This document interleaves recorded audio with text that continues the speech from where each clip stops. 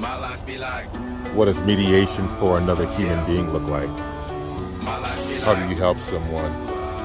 It doesn't seem to matter. It doesn't seem to belong. How can you help? Design, think for them.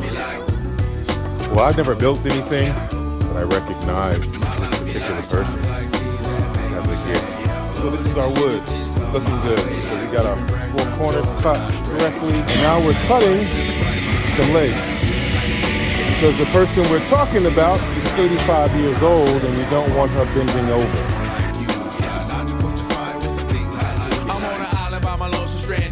Yes, Team Sway, we did it. And now it's time for you to take on the next challenge. How can you be a dilemma in someone's life? Let's go.